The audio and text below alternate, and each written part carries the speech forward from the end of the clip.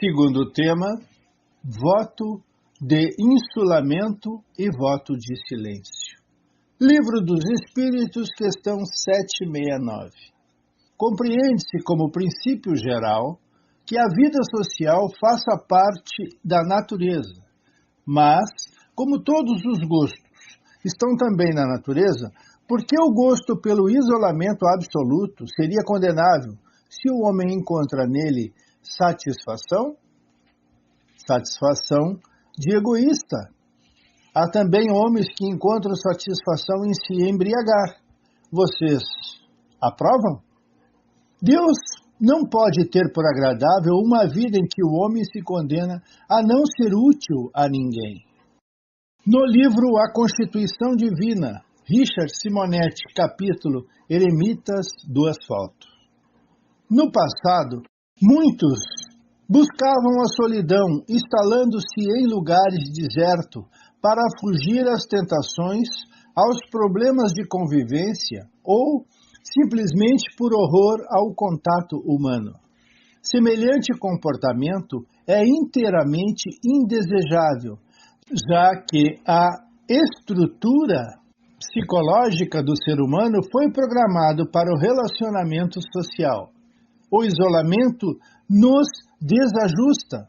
O eremita tende a desenvolver manias e excentricidades, resvalando não raro para a caduquice. Livro dos Espíritos 721. A vida de mortificações ascéticas dos devotos e dos místicos, praticada desde a antiguidade e entre diferentes povos, é meritória sob algum ponto de vista? Pergunta para o que e a quem ela serve e terás a resposta. Se serve apenas àquele que a pratica e o impede de fazer o bem, é egoísmo, qualquer que seja o pretexto com a qual se disfarce. Voltamos à Constituição Divina, ainda no mesmo Eremitas do Asfalto. A urbanização, o processo de concentração populacional em cidades, tem um grande mérito. Gera salutar interdependência. No convívio urbano, não damos um passo, não satisfazemos nenhuma necessidade, não desenvolvemos atividade alguma sem mobilizar recursos gerados por outra pessoa. Usamos roupas que não confeccionamos, consumimos alimentos que não produzimos, dispomos de móveis e objetos que não fabricamos, frutos do esforço de muita gente. A interdependência neutraliza a tendência ao isolamento, estimulando a convivência e o desenvolvimento de nossas potencialidades como seres sociais.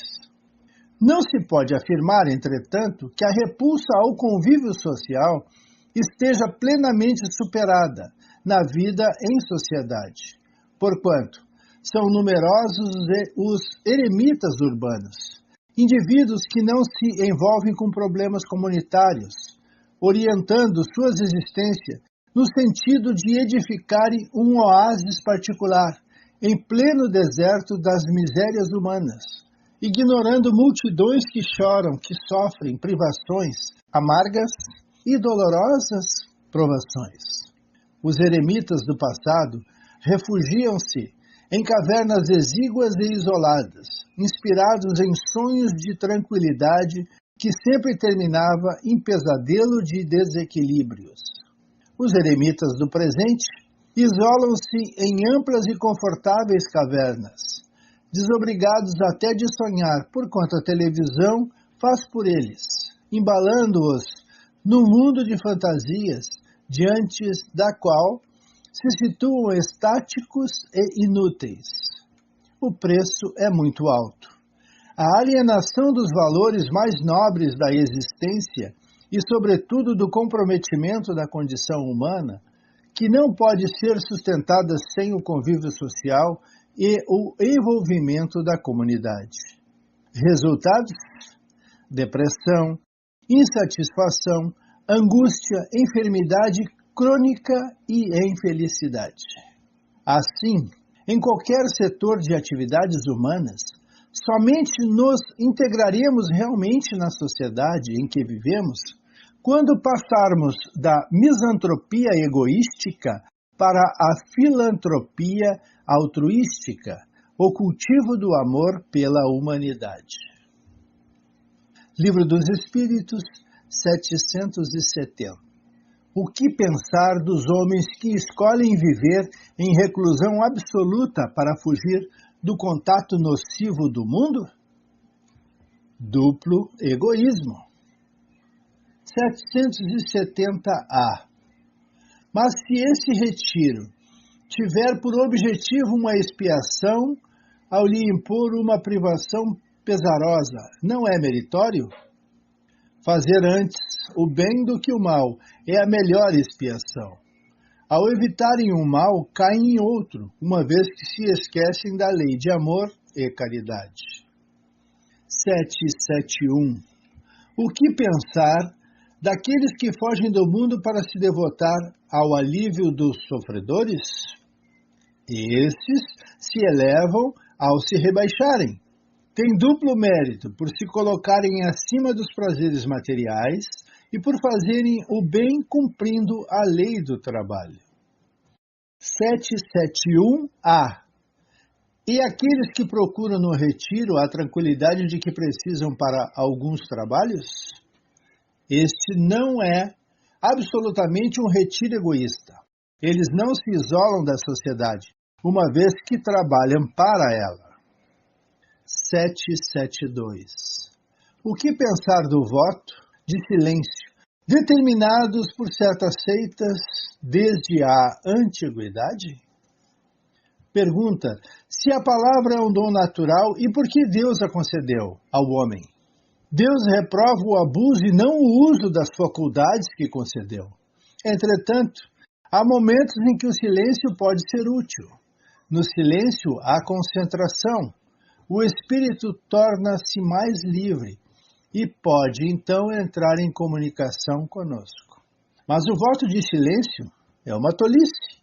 Sem dúvida, os que consideram essas privações voluntárias como atos de virtude têm uma boa intenção, mas se enganam porque não compreendem verdadeiramente o alcance das leis de Deus.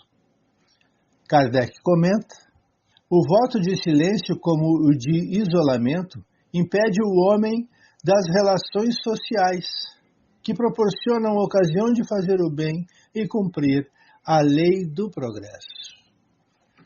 Livro O Consolador, Emmanuel. Questão 124. Qual a importância da palavra humana para as conquistas evolutivas do espírito? A palavra é um dom divino, quando acompanhada dos atos que as testemunhem, e é através de seus caracteres falados ou escritos que o homem recebe o patrimônio de experiências sagradas de quantos o antecederam no mecanismo evolutivo das civilizações. É por intermédio de seus poderes que se transmite, de geração a geração, o fogo divino do progresso na escola abençoada da Terra. Professor Altivo Ferreira, dando-nos um exemplo. Há cientistas que, se dizendo materialistas, são capazes dos maiores sacrifícios e da mais completa renúncia, vivendo uma vida quase ascética, na realização de suas pesquisas e descobertas, com o objetivo de servir à humanidade. Não têm crença religiosa e negam a realidade do espírito, mas possuem uma fé interior que os impulsiona a agir desinteressadamente em benefício do próximo. Eles estão mais perto de Deus do que os crentes de todas as religiões que tentam negociar a própria salvação através das obras de caridade. No campo estrito da fé, a satisfação íntima de cientistas materialistas que concorre para o bem-estar do homem não é menor do que a nossa, quando em nome da fé, da religião, vamos levar alimento ao pobre ou estendermos a mão para ministrar o passe ou ainda servimos de instrumento para a comunicação mediúnica. Vamos ficar por aqui, agradecidos e pedindo sempre: Jesus esteja conosco.